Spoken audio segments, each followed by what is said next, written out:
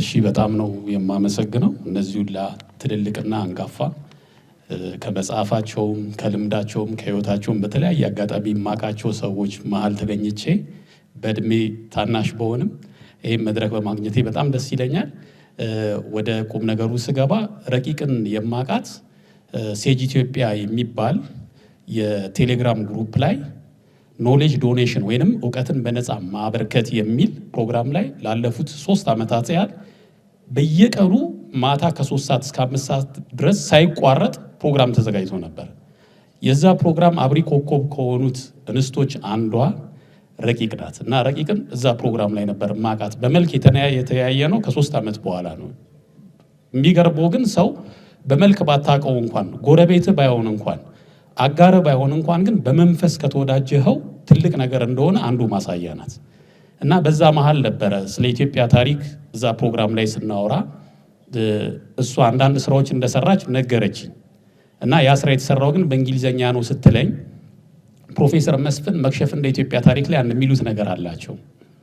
እና ረቂቅ አልኳት በእንግሊዘኛ መስራትሽ ጥሩ ነው፣ የኢትዮጵያ ዲያስፖራ ኮሚኒቲ ራሱ ትልቅ ነው እንደ ነጮቹን እንኳን ትታችሁ፣ ያ ነገር ግን መስት ወደ አማርኛ ተተርጉሞ ኢትዮጵያን ያንን መስማት አለባቸው። አባቶቻችን ዋጋ የከፈሉት በራሳችን ቀለም እንድንደምቅ፣ በራሳችን ታሪክ እንድንኮራ፣ በራሳችን ፊደል ታሪካችን እንዲጻፍም ስለሆነ ስለዚህ እንግሊዘኛ መጻፉ እንዳለ ሆኖ አማርኛ አስተርጉመሽ ለኢትዮጵያውያን ያ ጽሁፍ መዳረስ አለበት ባልኳት መሰረት እንግሊዘኛው መጽሐፍ ታትሟል። አማርኛውም ወደ መጨረሻው ምዕራፍ አካባቢ እየደረሰ ነው። እንኳን ደስ ያለሽ እህቴ። ይሄን ካልኩኝ በኋላ ይሄ ሁላ ሰው እንግዲህ ትልልቅ ሰው ከፊቴ አቅርቦ ምንድነው ማቀርበው እያልኩኝ እየተወዛገብኩ ነበር ቁጭ ብዬ፣ አብዛኛው ነገር ስለተነገረ ማለት ነው። ግን እንደው አልተዳሰሱም ብዬ ከማስባቸው አንዳንድ ነገሮችን ለማከል እሞክራለሁ። ረቂቅ ከታሪካችን ውስጥ ቁርሾውን ሳይሆን እርሾውን ነው ለማውጣት የሞከረችው። ይሄ ትልቅ ነገር ነው። እኛ የሚያስፈልገን ቁርሾ ሳይሆን እርሾ ነው። ቁርሾውንማ አየ ነው፣ ተነገረን፣ አሰፋ ነው፣ ኖር ነው፣ ተጋደልንበት፣ ሞትንበት፣ ምን አለን። ስለዚህ ቢያንስ የሚቀጥለው ትውልድ እንኳን አሁን ያው የምታውቁት ነው የቲክቶክ ትውልድ ነው፣ የማህበራዊ ሚዲያ ተጽዕኖ በጣም ከፍ ያለ ነው። ስለዚህ ይሄ ትውልድ እንኳን ቢያንስ የኢትዮጵያ ታሪክ 100,000 መጽሐፍን ቢጻፍ አይበቃው። ልክ መጽሐፍ ቅዱስ ላይ ክርስቶስ ታሪክ እንደሚባለው ማለት ነው ውሃና አፈሩ እንኳን ተበጥብጦ አንድ ላይ እንደሚባለው ነው የኢትዮጵያ ታሪክ። እሷ ግን ያንን ኦቨርቪው አድርጋ አንድ ላይ ጭምቅ አድርጋ ማቅረቧ አሁን ላለው ትውልድ ፎከስ የአቴንሽን ምናምን ፕሮብሌም በሰፊው ነው ያለው። ነገር ግን አሁን ያለው ትውልድ እንደዚህ ታሪኩ አንድ ላይ ተሰናስሎ ከአዳም ጀምሮ እስካሁን ድረስ ያለው ታሪክ በአንድ መጽሐፍ ሲቀርብለት ምን ይሆናል? አንደኛ ታሪክ ከከፍተኛ ትምህርት ተቋማት ተገፍቷል። ሁለተኛ ነገር ታሪካችን ለጥላቻ እየተጻፈ ነው። ሶስተኛ ነገር ስፔሲፊክ ታሪክ የተጻፉ አሉ። እንደዚህ ኦቨርቪው ታሪክ ሲቀርብ ወደ ታሪክ ምዕራፍ ለመግባት ጌት ዶር ይሆናል።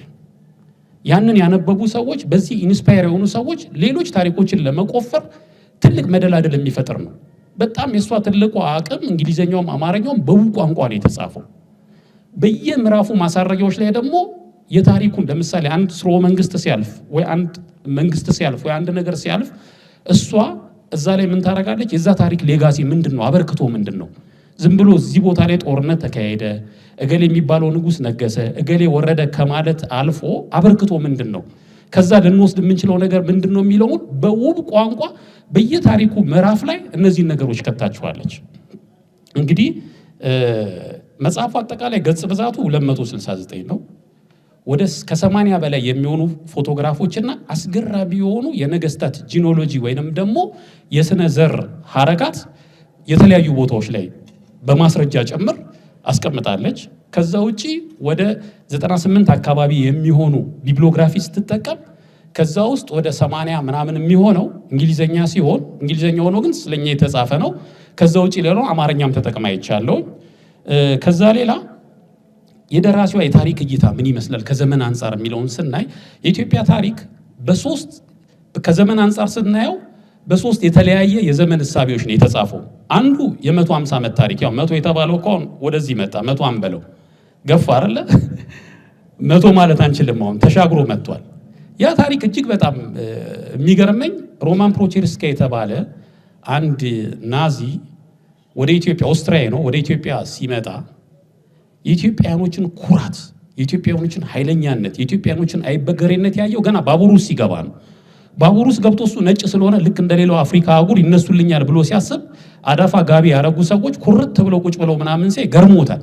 ወደ ምን አይነት ሀገር ነው የመጣሁት ነው ያለው። በወቅቱ ድሬዳዋ ኢትዮጵያ በጦርነት ያጡትን ሌጋሲ በጦርነት ያጡትን የመበዝበዣ ነገር በንግድና በዲፕሎማሲ በተለያየ ነገር ማምጣት ስለፈለጉ ብዙ የውጭ ሀገር ዜጎች ኢትዮጵያ ውስጥ ይኖሩ ነበር። የነዛን ሰዎች የፍርድ የምናምን ሂደት ለመከታተል የመጣ ጠበቃ ነው።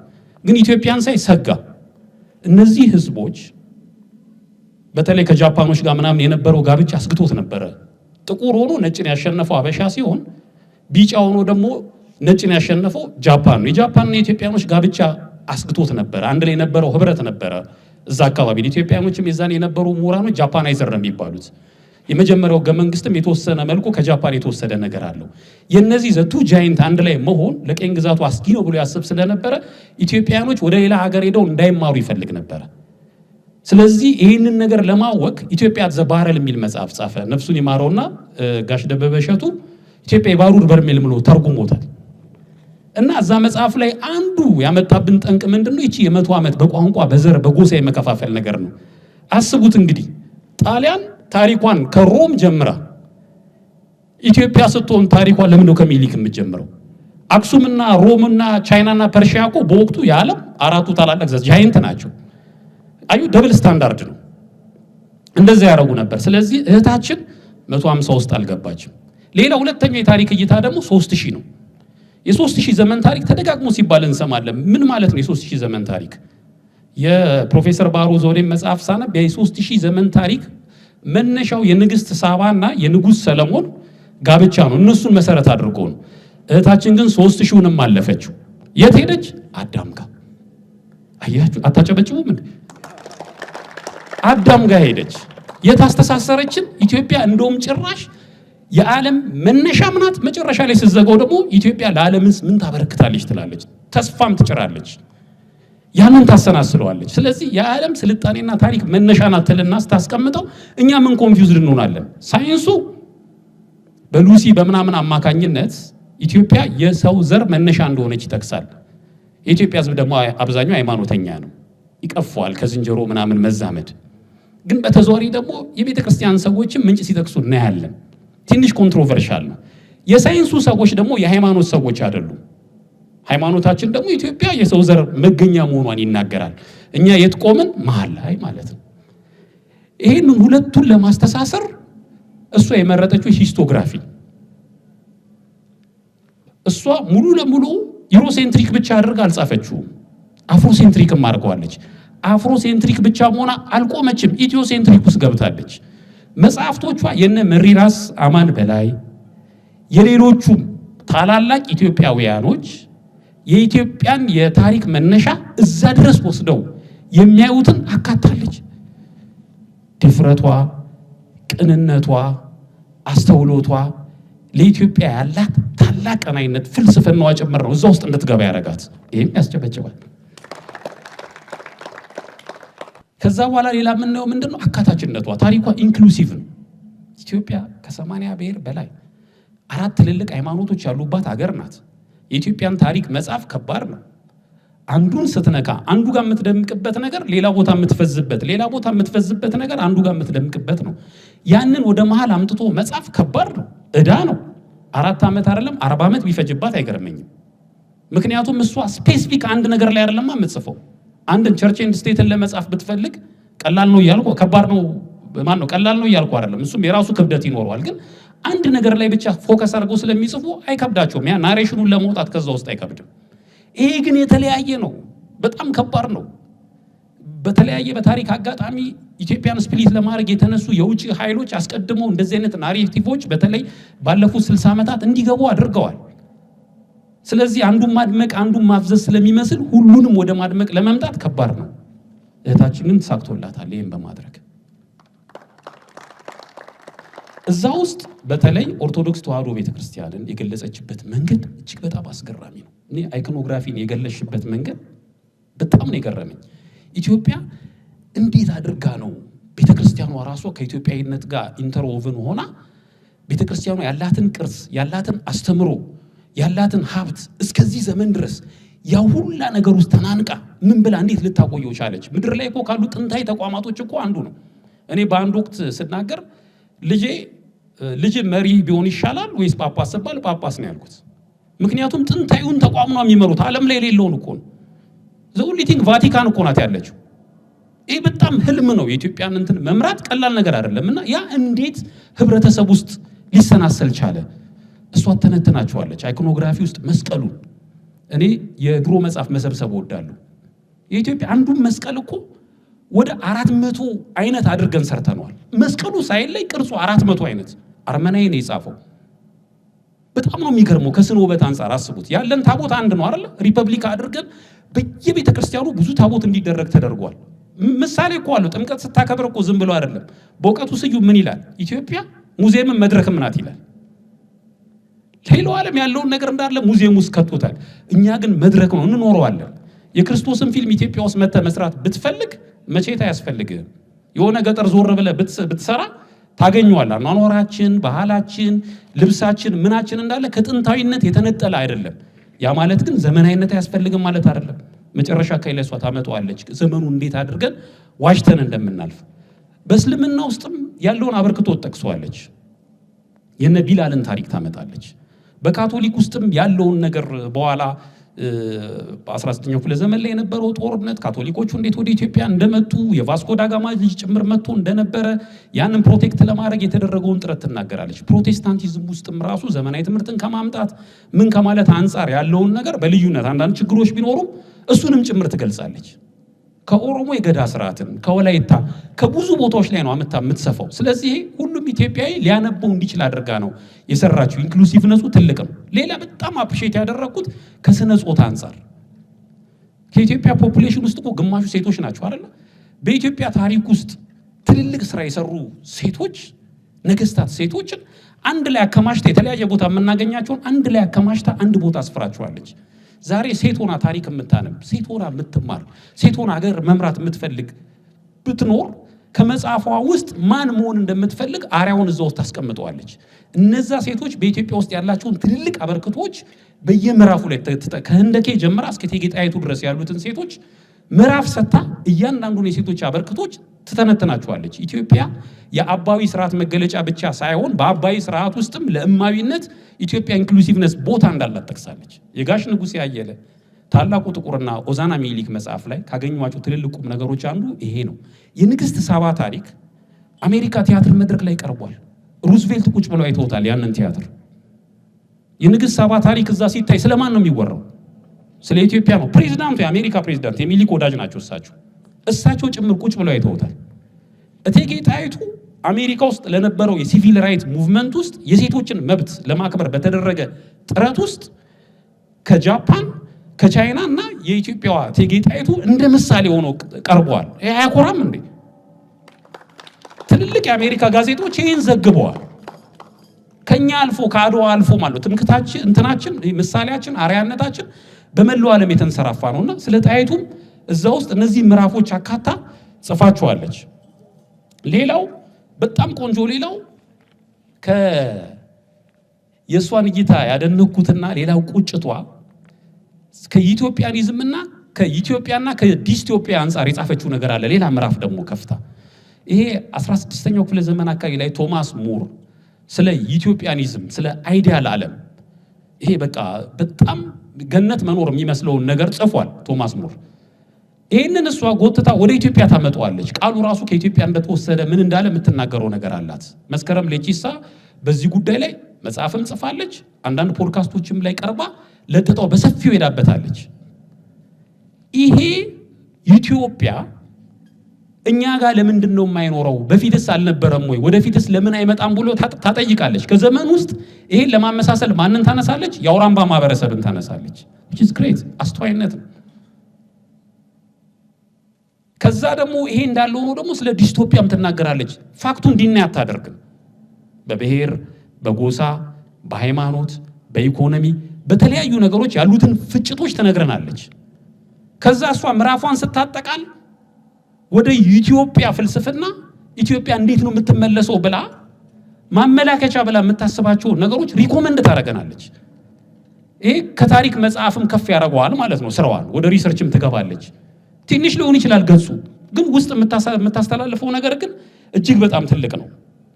ሌላ ወደ ማጠቃለያ ሲሄድ ወደ ማጠቃለያ ከመሄዴ በፊት አንድ ስለ ሁለት ነገስታት ልናገር ነው። ወደ ማጠቃለያ ሄዳለሁ። ሁለቱ የገረሙኝ ነገር እሷ ታሪክን ስትጽፍ አንዱ ያስደሰተኝ ነገር ምንድን ነው? የኢትዮጵያ ነገስታት ዝም ብሎ አንዱ አንዱን ሲገል በስልጣን ሲወራከብ ዳር ድንበር ሲያስከብር ምናምን ብቻ አይደለም የኖረው። ሌሎችም አበርክቶች አሏቸው። ለምሳሌ አጼ ካሌብ ጋር ትመጣለች። አጼ ካሌብ ደቡብ አረቢያ ሄደው እዛ ያለውን ክርስቲያኖች የተፈጁትን ክርስቲያኖች ለማስጣል ያደረጉትን ጥረት ከነገረችን በኋላ አጼ ካሌብ ከዛ በኋላ መጥቶ ዙፋናቸውን ለቤተ ክርስቲያን አስረክበው መንነዋል። ይሄ የት ነው ያለው? ይሄ እኮ ራሱ እኮ ዲሞክራሲ ትራንዚሽንን ያሳያል እኮ። ስልጣንን አሳልፎ መስጠት ዘመኑ በማይፈቅድበት ሁኔታ እንኳን ስልጣን በቃኝ ብለው ገዳም የሚገቡ አባቶችም እንደነበሩ ማሳያ ነው። አሁን ላለው ትውልድ ስለ ታሪክ ስንናገር የደም ታሪክ ብቻ አይደለም ያለን፣ እርስ በርስ የመባላት ብቻ አይደለም። ራሳቸውን ንቀው ዓለምን ንቀው ሁሉ የሚመንኑ አባቶችም እንዳሉ ማሳያ ነው። ሌላው ዘርዓ ያዕቆብ ጋር ስትመጣ የፍትህ ሀገር እንደነበረች ኢትዮጵያ አንዱ ማሳያ ነው። ዘርዓ ያዕቆብ ላይ የሚያስደስተኝ ነገር ምንድን ነው? እሷ የምታነሳው በፍርድ አደባባይ ላይ የዘርዓ ያዕቆብ ልጅ በስህተት የሰራው ችግር ስለነበረ ለፍርድ ይቀርባል። ለፍርድ ሲቀርብ ዘርዓ ያዕቆብ ልጄ ነው ብሎ አልተወውም። ራሱ ልጅ ላይ ሞት ፈርዷል። የኛ ነገስታቶች እንግዲህ እዚህ ድረስ ኢትዮጵያን ነገስታቶች እዚህ ድረስ ራሳቸው ልጆቻቸው ላይ እንኳን እስኪጨክኑ ድረስ የፍትህ ሰዎች እንደሆኑ የዘርዓ ያዕቆብም ታሪክ እዛ ላይ አንስታለች። እንግዲህ ይሄን ካልኩኝ ማን ያንበበው መጽሐፏን? እነማን ያንበቡት? ማንበባቸውስ ምን ፋይዳ አለው ወደሚለው ወደ መዝጊያው ልሂድ። መጽሐፏ በእንግሊዘኛ መጽሐፉ በከፍተኛ ሁኔታ አይደንቲቲ ክራይሲስ ውስጥ ያለው ዲያስፖራ ሶሳይቲ በ267 ገጽ ከአዳም እስከ መጨረሻው ድረስ ያለውን የታሪክ ምዕራፍ ጽፎ መስጠት ለነሱ እንደ ጎልድ ማይኒንግ ሊቆጥሩት ይገባል። ልጆቻቸውን ከአይደንቲቲ ክራይሲስ ውስጥ ለማላቀቅና ኢትዮጵያ የምትባለው ሀገር ምን እንደሆነች ለማሳየትና እነሱ በሚኖሩበት በነጩ ዓለም ውስጥ ደረታቸውን ነፍተው እንዲኖሩ ለማድረግ ትልቅ አበርክቶ ያለው ነው። ይሄ በዛኛው ሳይር ነው። በዚህ ደግሞ በኢትዮጵያ ሳይድ ደግሞ ስናየው መጽሐፏ የተወሰነ ማስተካከያ ቢደረግለት ሂስትሪ 101 ተብሎ በዩኒቨርሲቲ ሌቭል ሊሰጥ የሚችል ነው። ዶክተሮች፣ ፕሮፌሰሮች ከሜቶዶሎጂ ከምን አንጻር ሊያዩት ይችላሉ። አንዳንድ የአካዳሚክ ነገር የሚገድበው እንዳለ አንደርስታንድ አደርጋለሁ። እሱ እንደተጠበቀ ሆኖ ግን ለልጆቻችን መጀመሪያ አካባቢ ላይ ይሄን መጽሐፍ ቢያነቡ ከስፋት በኋላ ወደ ጥልቀት እንዲሄዱ መሸጋገሪያ ይሆናል። አገራቸውንም በውል እንዲያውቁ ያግዛቸዋል ማለት ነው። አመሰግናለሁኝ። ረቂቅ በጣም ነው ደስ ያለኝ። እንኳን እግዚአብሔር ለዚህ ክብር አበቃሽ። በጣም ነው የምወድሽ፣ በጣም ነው የማከብርሽ። አማርኛውን መጽሐፍ ታትሞ ቅድም ጸርሰ ፍሬ ስብሐትና ሌሎችም እንደተናገሩት በሌላ መድረክ ደግሞ በክሪቲክስ መወያያ ቢሆን አሪፍ ነው ብዬ አስባለሁ። እግዚአብሔር ይስጥልኝ። አመሰግናለሁ። ስለሰጡን ሰፊ ማብራሪያ እጅግ ከልብ እናመሰግናለን። አሁን የፕሮፌሰር ተራ ነው። አሁን በፕሮፌሰር ብርሃኑ ተረፈ የሚቀርብልን እንግዲህ ስለ መጽሐፉ ጥናታዊ ዳሰሳ ነው። ወደ መድረክ ጋብዛለሁ ፕሮፌሰርን። እንዴት ናችሁ? ሰላም ነው። እንደምታዩት ሂስትሪ ኦፍ ቢዩቲፉል ኢትዮጵያ የውቧ ኢትዮጵያ ታሪክ ነው። ይህንን መጽሐፍ ሳገኘው ከ3 ወር በፊት ለማየት ሞክሬያለሁ። እኔ የማየው እንግዲህ አይ አም ኖት ሂስቶሪያን አይ አም አን ኤዱኬተር ሪቪወር ኤንድ አን አድቫይዘር ኦፍ ስኩልስ እና ተማሪዎችን እንደ አድቫይዘር ነው። እና ይሄ የመጽሐፉ አጻጻፍ ጎልድ ኤንድ ዋክስ የሚባለውን ሰምና ወርቅ ሁለት ነው። ሰምና ወርቅ ስምምነትን ያሳያል አንድ፣ ሁለተኛ ደግሞ ዘ ሱፐርፊሻል እና ዘ ቤኒዝ ፓርት ውስጡንና ውጩንም ያሳያል። ስለዚህ ኢትዮጵያ ሰምና ወርቅ ናት። ሰምና ወርቅ ናት ሲባል ስምም ናት፣ አንድ ናት። ደግሞ ሰም አላት። የጦርነት የምን አይደል እንዴ? የመንግስትነት፣ የአባይ የምናየው ታሪካችን። ወርቃማ ታሪካችን ደግሞ መንፈሳዊ ታሪካችን ነው። ይሄ መንፈሳዊ ታሪካችንን እናየዋለን እና አዲስ የአጻጻፍ ስልት ነው የተከተለችው። አካዳሚክ መጽሐፍ አይደለም፣ ፖለቲካል ማኒፌስቶ አይደለም፣ ቱሪስት ጋይድ አይደለም። ነገር ግን ቴዎሎጂካል ናሽናል ክሮኒክል ነው ይሄ መጽሐፍ። በእኔ ጥናት ቴዎሎጂካል ናሽናል ክሮኒክል ነው። ስፒሪቹዋል ኤፒክ ወቨን ፍሮም ጄነሲስ ኦራል ትራዲሽን ኤንድ ኢንዲጂኒየስ ኖሌጅ። ሶስቱን ነገሮች ነው። ኦራል ትራዲሽናችንን፣ መጽሐፍ ቅዱሳዊ ታሪካችንን ወይም መንፈሳዊ ታሪካችንን፣ እንደገና ታሪካችንን፣ ሙሉ ታሪካችንን አንድ ላይ አስተሳስሮ የቀረበ መጽሐፍ ነው። ይሄ ፊልድ አንተችድ ከሚባሉ ፊልዶች ውስጥ የምናስቀምጠው ነው። ይሄንን ያልተነካ ፊልድ እና ስቶሪ ቴሊንግ አዜ ሳክረመንት። ሳክረመንት ማለት ሪቹዋል አክሽን ማለት ነው። ስቶሪን ወደ መንፈሳዊ መስዋዕት የቀየረ መስዋዕት አድርጎም ደግሞ ለሀገር ለሕዝብ የሚያቀርብ ነው። ሌላው ለዚች እንስት ጸሐፊ የተወሰኑ አፕሪሺዬሽን አለኝ። ረቂቅ ገብረ ሚካኤል ደፋር ናት። ድፍረቷ ምንድን ነው? ዩኒፋይድ የሆነችዋን ኢትዮጵያን ሂስትሪ ኢን አን ኤራ ኦፍ ፍራግመንቴሽን ላይ ነው የጻፈችው። አሁን ብዙ ነገሮች እየተበታተኑ ያሉበት ሰዓት ነው አይደል? በዚህ መበታተንን በሚያስቡ የየጎጣቸውን ነገር በሚጽፉ ሰዎች መካከል ይህንን ነገር የአንድነት ታሪክ፣ የሚያስተሳስር ታሪክ፣ የቤተሰብነት ታሪካችንን ለመጻፍ መድፈር ዋጋ ያስከፍላል። በተለይ መሀል ላይ መቆም ዋጋ ያስከፍላል። ደፋር አድርጓታል። ሁለተኛው ሴንተር ኦፍ ኢንዲጂኒየስ ሶርስስ ተጠቅማለች። ለምሳሌ ግዕዝ ማኑስክሪፕት ተጠቅማለች። ክብረ ነገሥት ዲጃንሸዋ የሚባለው ታስታውሱታላችሁ። የአክሱም መንግስት አሽ ሲሆን ወደ ሸዋ ከሸሹት የመጨረሻው ንጉስ ናኦድ የሚባለው ንጉስ ነው። ናኦድ የሚባለው ንጉስ ወደ ሸዋ ከመጣ በኋላ ነው የኃይለ መለኮት ዘር የቀጠለው። የእሱን ታሪክ አስተሳስራ ኢትዮጵያ የፈረሰን ማንነቷ አይቀጥልም፣ እንደገና ወደ ተራሮች ሸሽታ መንግስቷን ታስቀጥላለች የሚል ተስፋ ያላት ሀገር መሆኗን ታስቀምጣለች። ነገር ግን ሪፊውዝ የምታደርገው ነገር እኛም ደግሞ እንደ አካዳሚክስ ብዙም አንቀበለው፣ ግን እሷ የደፈረችው ስፒሪቹዋል ነገርን ፌዝ ከሂስትሪ ጋራ አንድ ላይ አድርጋ አስቀምጣለች። ይሄ ዴር ኢናፍ መሆኗን እንደሚያሳየው። ሌላው her courage to tell a story that is beautiful, not just a critical beauty, as ontological, not ornamental. ይህንን በኋላ እናገረዋለሁ።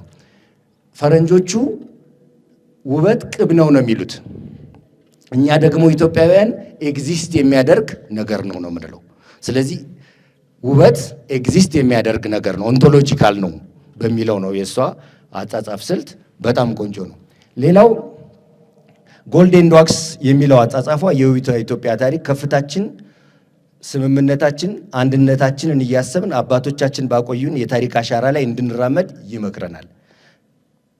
የእሷ አነጋገር መንደር ላይ ሆኖ አገር አይታይም፣ አገር ላይ ሆኖ ግን መንደር ይታያል የሚል አጻጻፏ ሊያስጨበጭብላት ይገባል።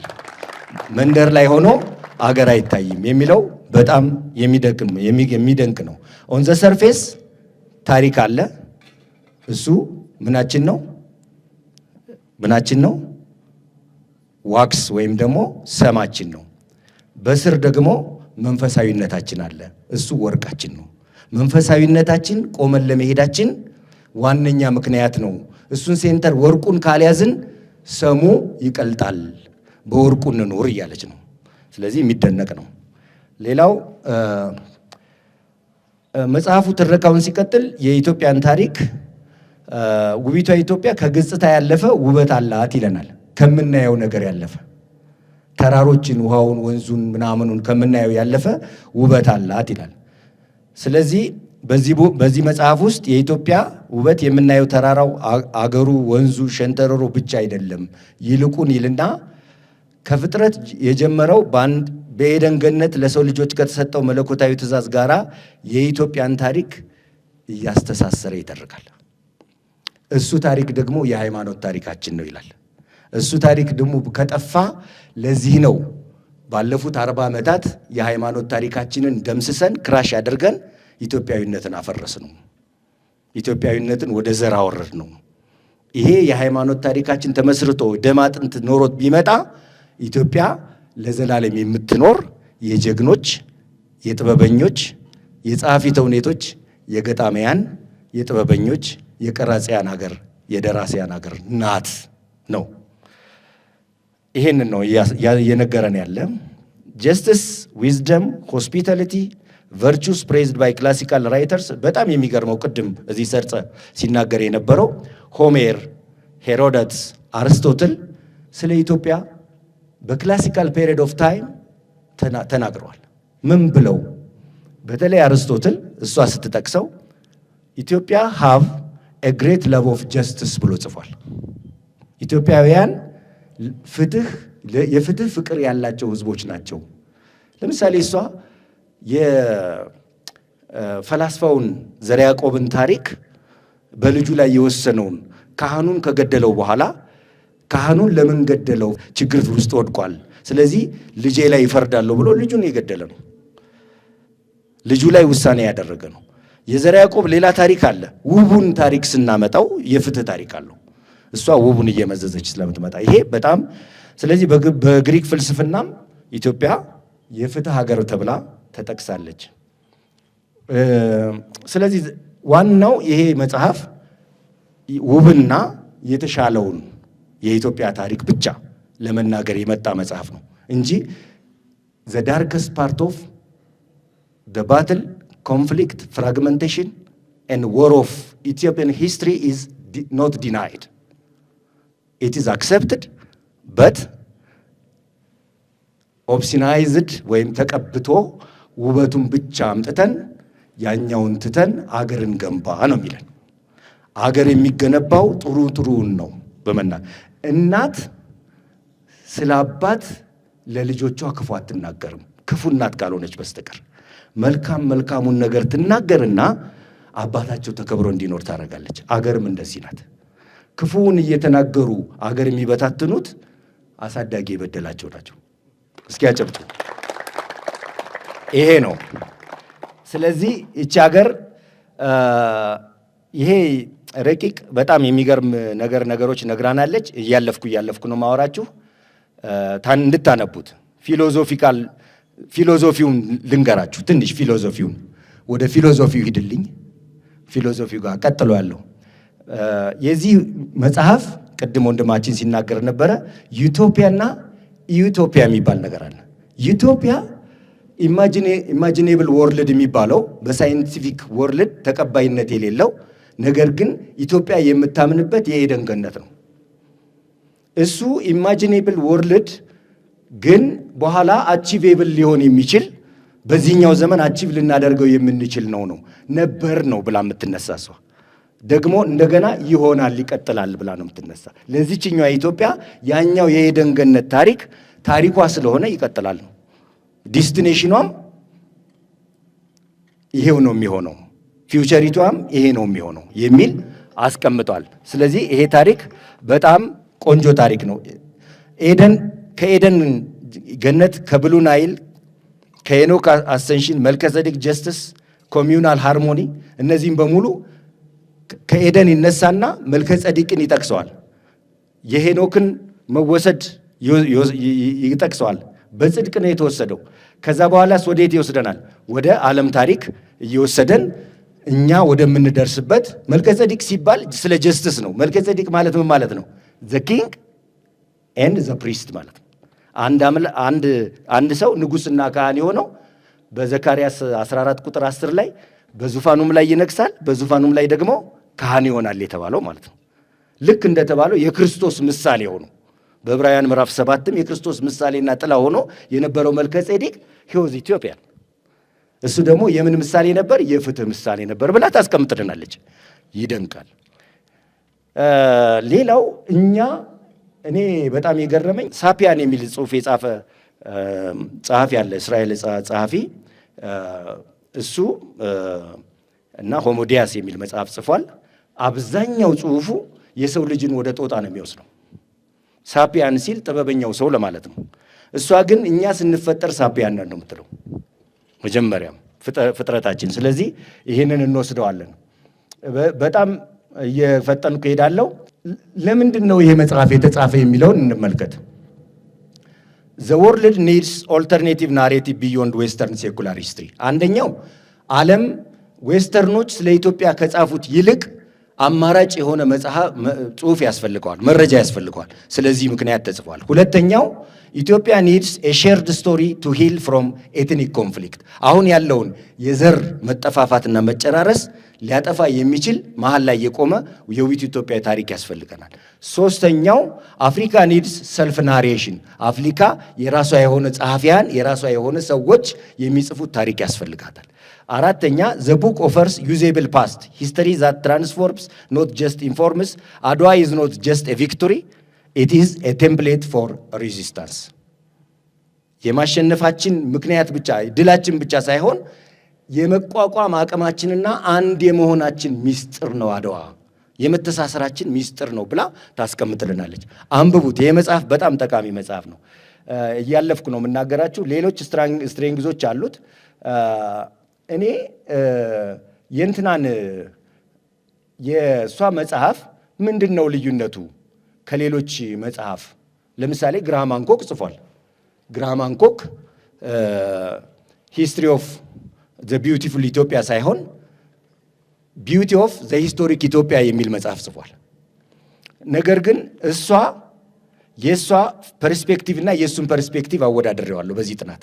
ምክንያቱም አንዳንዶቻችሁ ቅጂ እንዳይመስላችሁ ግልጽ ነው። ይሄ መጽሐፍ በጣም ፔኪዩላር ነው አይደለም የሚለውን በሪሰርች ፓራሜትር ሜቶዶሎጂ ፓራሜትር መሰረት ቼክ አድርጌዋለሁ። ቼክ መደረግ ስላለበት ኢንዲፔንደንት ሆነን ማየት ስላለብን ረቂቅ ገብረ ሚካኤል ቢዩቲፉል ኢትዮጵያ ላይ ያየሁት ኢትዮጵያን ራይተር ናት።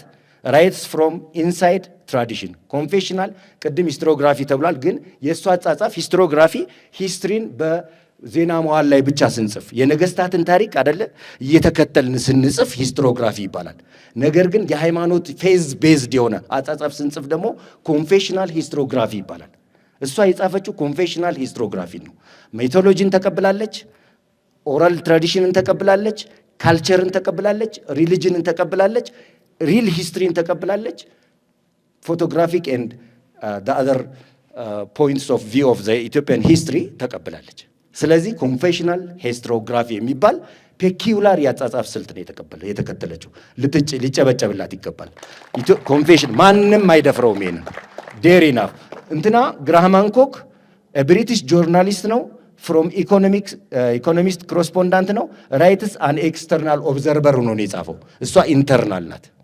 ሁለተኛው አፕሮቻቸውን ነው ያየሁት። አፕሮቻቸው ላይ ኤቲዮሎጂካል ናሽናል ክሮኒክል ስፒሪቹዋል ኢፒክ አማልጋሜቲንግ ጂነሲስ ኦራል ትራዲሽን ኤንድ ኢንዲጂነስ ኖሌጅ ነው እሷ ያስቀመጠችው። እሱ ደግሞ ቪዥዋል ኮፊ ቴብል ቡክ ነው የጻፈው። ሾውኬዚንግ ኢትዮጵያንስ ሄሪቴጅ ዊዝ ፎከስ ኦን አንሸንት ሚስትሪስ ኤንድ ሌጀንድስ ነው የጻፈው። በጣም ዲፈረንስ አላቸው። ሶስተኛው ሜቶዶሎጂያቸው ይለያያል። ሜቶዶሎጂያቸውንም አይቼዋለሁ ቢኮዝ በጣም ወሳኝ ነገር ስለሆነ ብዙ ሰው ሜቶዶሎጂውን ማየት ስላለበት። ፕራዮሪታይዚንግ ኢንዲጂነስ ሶርስስ ላይክ ግዕዝ ማኑስክሪፕትስ ክብረ ነገሥት ዲጃንሸዋ ዩዝድ ኢን ዘ ጎልድ ኤንድ ዋክስ ቴክኒክስ ዊዝ ሰርፌስ ሚኒንግ ኤንድ ሂድን ስፒሪቹዋል ዴፕዝ ነው። የእሱ ደግሞ ሪላይስ ኦን ፎቶግራፊ አርኪኦሎጂ ኦፍን ኤክስፕሎሪንግ ሲዶ ሳይንቲፊክ ቲዎሪስ አባውት ሎስት ሲቪላይዜሽን ኤንድ ሚስቲካል ሂስትሪ ነው የጻፈው። ስለዚህ በጣም ዲፈረንስ አላቸው። በሜቶዶሎጂም ይለያያሉ። ሌላው ፕራይመሪ ፐርፐዛቸውም ይለያያል። ይችኛዋ ኢትዮጵያን አንድ ለማድረግ ጽፋለች፣ ያኛው ደግሞ ስለ ኢትዮጵያ ለመናገር ጽፏል። ግልጽ ነው አባባሌ። ኢትዮጵያ ፍራግመንቴሽን ላይ ናት፣ ኤትኒክ ፍራግመንቴሽን ላይ ናት፣ ዋር ላይ ናት፣ ልዩነታችን በጣም ሰፍቷል ስትል በተቆርቋሪነት ኢንሳይደር ሆና ጽፋለች። እሱ ደግሞ ሌላው ኢንቴንድድ ኦዲየንሳቸውም ይለያያል። ኦዲየንሳቸው እንግዲህ ያው ኤዱኬሽናል ሲስተም ስለምከተል ኢንቴንድድ ኦዲየንሳቸው በጣም ነው የሚከተል። ኢትዮጵያን ዲያስፖራ ነው እሷ የምትፈልገው አንድ። ምክንያቱም ትርክቱ ኢትዮጵያን ዲያስፖራ ምን እያደረገው ነው? እያሳበደው ነው አይደል? እሱ ኢትዮጵያን ዲያስፖራ ስለ ኢትዮጵያ እንዲያውቁ ትፈልጋለች። ፓን አፍሪካኒስቶች እንዲያውቁ ትፈልጋለች። ጀነራል ሪደርስ ኤንድ ሲኪንግ ኦፍ ኢንዲጂኒየስ ናሬቲቭ የሚፈልጉ እንደናንተ አይነት ሰዎች። እሱ ደግሞ ጀነራል ሪደርስ ቱሪስትስ እና የእሱ ፎሬን ኤግዛማይነርስ እንዲያዩ ነው። ኮንቴንት ስኮፓቸው ብሮድ ስኮፕ ከቨሪንግ ነው ያላቸው። የእሷ ከ7500 እስከ ኃይለ ሥላሴ ድረስ ነው የጻፈችው። የእሱ ደግሞ እንደምታውቁት ፎከስድ ኦን ስፔሲፊክ ሂስቶሪክ ኤንድ ሪሊጂየስ ሳይትስ አክሱምና ላሊበላ ሐረር ላይ ብቻ ነው የጻፈው። እሷ ዘሆል ከበር አድርጋለች ሂስትሪ። ስለዚህ ጭብጨባ አይገባትም። እጅግ በጣም ነው የማመሰግነው። በጣም የሚደነቅ እንትን አለው። ሌላው ኦርናሜንታል እና ኦንቶሎጂካል ታሪኮን ትንሽ አንብቤ እጨርሳለሁ። ትንሽ ብቻ ፖይንቶች ነው የምናገረው። አትሊስት እንደ ደከመ እንትኖቹን ብታያቸው ጥሩ። ቢዩቲ ዋዝ ንባብ ነው የማነበው። ቢዩቲ አዝ ኦንቶሎጂካል ኦር ኖት ኦርናሜንታል This is the spine of utopianism. Let me make to epic and then show you what it matters.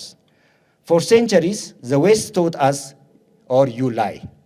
Beauty is a surface, a sweetener, a luxury of the eye, irrelevant to the real. ብሎ ነው ዌስተርኖች ያስተማሩን። They said first comes being the hard, the useful, the functional. Then if you have time and money, you add beauty like ice on a dull cake. That is lie. That lies has made the world ugly. But Ethiopianism remembers that Ethiopia never forgot beauty is not ornamental. Beauty is ontological. Do you know what the word means? Ontology is the study of what is, of existence itself. To say about a beauty is ontological. To say without beauty, nothing truly exists. ስለዚህ እኛ ውበታችን ታሪካችን ነው። ታሪካችን ደግሞ የመኖራችን ሚስጥር ነው። ስለዚህ ነው ውቢቷ ኢትዮጵያ የሚለውን የጻፈችው። ሉክ አት ዘ ብሉ ናይል ኢትስ ሮር ኦርናሜንታል ኖ ዘ ቢዩቲ ኢዝ ዘ ሪቨርስ ቢንግ ሪሙቭ ኢት ኤንድ ዩ ሃቭ ኤ ዲች። ያንን ጉሩምርምታውን ያንን ፏፏቴውን እስኪያስወግዱትና ከአባይ ላይ ምንድን ነው የምታገኙት? ገደል አይደለም የሆነው። ስለዚህ ውበቱ ምኑ ነው ማለት ነው? ፏፏቴው ነው፣ ድምፁ ነው አይደለ እንዴ? ማጉረምረሙ ነው። እንደገናም ደግሞ ወንዙም ነው። እንደገናም ምኑ ነው? ሸለቆም ነው። ስለዚህ ብቻውን ውበት ሊሆን አይችልም። ስለዚህ ቢዩቲፉል ኢትዮጵያ አብረን ስንሆን ነው። ዘ ቢዩቲ ዋዝ ዘ አሰንት ዘ አሰንሽን ኦፍ ሂውማን ኦፍ ዘ ፈርስት ቱ ሄቨን ኤኖክ። ሉክ አት ዘ መልከዘዲክ ብሪንጊንግ አውት ዘ ብሬድ ኤንድ ዋይን። ኢዝ ዛት ኤ ሪቹዋል ኦንሊ? ኖ። ኦርናሜንት? ኖ። ዘ ቢዩቲ ዋዝ ዘ ጀስቲስ። ሉክ አት communal harmony in a highland village. It is a nice extra. No. That is a beauty of survival, the law, the sword. Here is why it matters. A world that treats beauty as ornamental will always produces cities with crushed spirit, works that numbs the hands, justice that cold and blind instead of radiant, a heaven postponed to some other life. But a world that knows beauty as ontological, that world builds utopia. But it is beauty, if beauty existence, then to make something beautiful is bring it into being. To destroy beauty is to annihilate reality. To live without beauty is to not live at all. So when you rise tomorrow, do not ask, how can I decorate this? Ask, how can I make this? Thank you very much. በእውነት ዛሬ አየሁት ሁኔታ በጣም ተደስቻለሁ። ሰው ወልዶ ፍሬው ለቁም ነገር ደርሶ የሚያድን ረሃብ የሚከላ የሚያጠግብ ሆኖ ሲታይ በጣም ነው ደስ የሚለውና በልጅነት ስሟ እኛማኦ ሙሉውን ቀን ከእንቅልፏ ስትነሳ ጀምሮ እስኪመሽ ድረስ ከፊቷ ፈገግታ የማይጠፋ አሁንም ቢሆን ያለን ፈገግታ ተላብሳ ነው የምትታየው። በተፈጥሮ የታደለችው ሁኔታ ነው። እና እቺ ትንሽ ግቢ ውስጥ ይሄን አምጪ፣ ይሄን ውሰጂ፣ ከሌን ጥሪ፣ ከሌን እርጂ ወይም ተናገሪ ብለን የምንልካት ልጅ ዛሬ ትልቅ ሰው ሆና አገሯንም ዓለምንም ለየት ባለ እይታ በመመልከት በእውነት ብዙዎቻችን ያላየነውን የእይታ ገጽታ ተከትላ በጻፈችው ጽሑፍ ምርቃት ላይ መገኘቴ በጣም አስደስቶኛል። እንግዲህ እንደለመድኩት ማኦ ነው የምልሽ። ማኦዬ እንኳን ደስ አለሽ። ቅድም እንደተባለው አድሮ ነው የሚቆጭ ነገር ያጋጥማልና እስከ ዛሬ ድረስ እኔ መሆኑ ሌሎቹ ጸሐፊያን፣ ደራሲያንም ገጣሚያን የምንባል ሰዎች የተመለከትነውን አቅጣጫ ነው ይህች ልጅ ያየችው። የእኛም አስተዋጽኦ አለበት፣ ድካም አለብን ማለት ነው። አሁን ላለው ሁኔታ፣ አሁን ለምንማረርበት ሁኔታ፣ አሁን ዋጋ ለከፈልንበት ሁኔታ እንድንደርስ የእኛም ጥፋት አለበት ብዬ አስባለሁ። ሁልጊዜም የሌላውን ከፍ አድርገን የራሳችንን ታሪክ የራሳችንን ባህልና ሴት ዝቅ አድርገን እንደውም የኋላ ቀርነት ምልክት አድርገን እየተቀበልን ልናፍርበትን እየዳዳን ነበር የኖር ነው። እሷ ግን ከዚሁ ካለው ታሪክ ውስጥ በጎ በጎውን መርጣ አውጥታ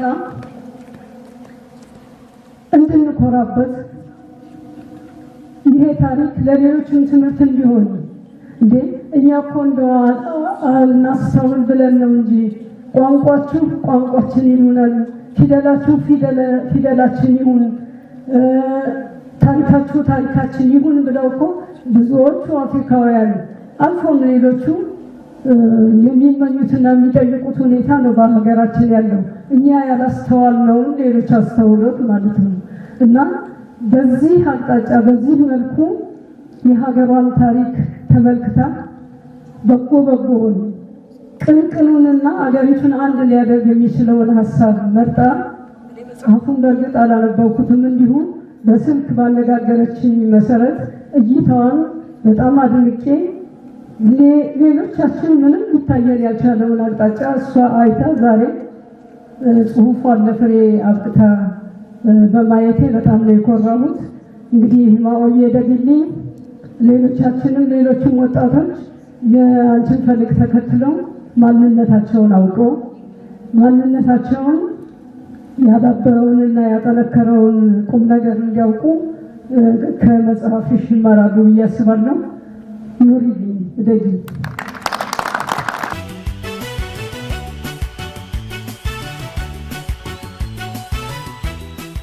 መጽሐፍ ይሄ ታሪካዊ መጽሐፍ በክብር ዛሬ በዚህ ሰዓት ተመርቋል።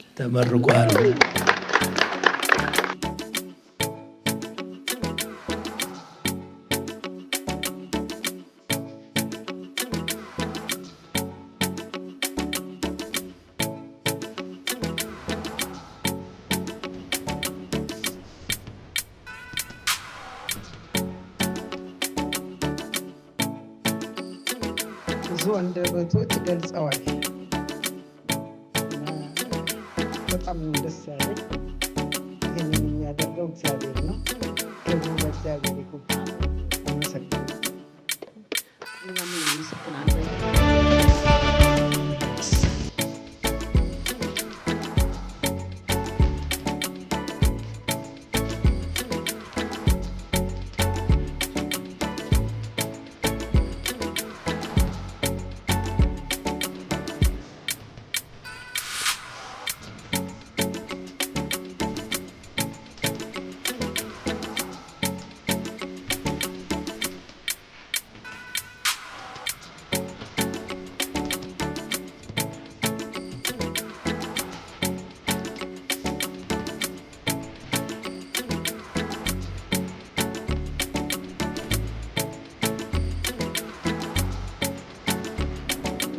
ለዶክተር ዶክተር ተናለባትቲ እባካችሁ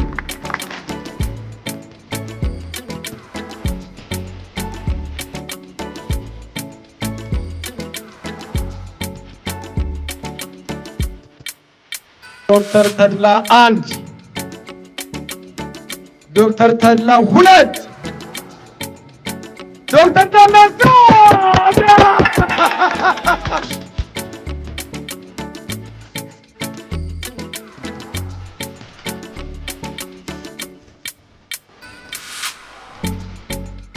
በጣም ነው የማመሰግነው።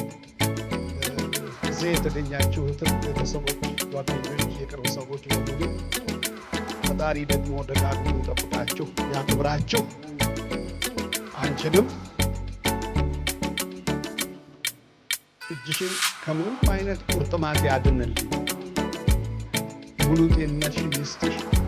የኢትዮጵያዊነት የዜግነት ግዴታሽን ተወጥተሻል፣ ግን ቀጥይበት። በጣም ነው የማመሰግነው። እግዚአብሔር ይስጥልኝ። እግዚአብሔር ይስጥልን። እኛም እጅግ በጣም እናመሰግናለን። እድሜና ጤና ይስጥልን። በጣም የሚወድሽ የማከብርሽ እናቴ ስላደረግሽልኝ፣ ስላሳየሽኝ ፍቅር፣ ስለ መልካምነትሽ ታታሪ ሆነሽ ስላሳየሽኝ መልካም ነገር። በነገራችን ላይ ውመን ኦፍ ኤክሰለንስ 2018 ኖሚኒ ነበረች።